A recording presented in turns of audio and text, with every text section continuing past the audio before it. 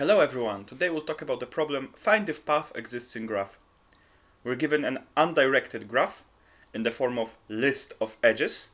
We're also given a source and a destination, and we're being asked if it's possible to get from source to destination in that graph. This is a very standard problem. There are multiple ways to solve it. The way that I'm going to show you, which is the easiest to come up with and the most standard, is just a simple graph search, so essentially a DFS. We build a graph in the most common representation, which is as lists of adjacent vertices, right? So adjacency lists, or in C++ it would be adjacency vectors. However, there are of course other solutions to this problem, and one interesting solution is using DSU, using disjoint set union data structure.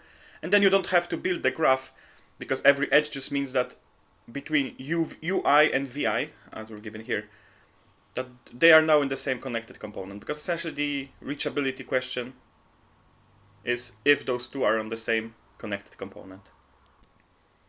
Let's see the implementation of the standard graph search solution. So we're given number of vertices, list of edges, source, destination. If they are the same, we return true and do nothing more. And otherwise we construct the graph. So it's essentially a list of lists. So the list for vertex U are all the vertices V that are connected to it by an edge. And now we start at source. We remember which vertices were already visited. And we keep a stack of those vertices. And while there are some vertices on a stack, we pop them, visit all their unvisited neighbors. And of course, if at any point the neighbor is destination, then we know that it's possible to reach it.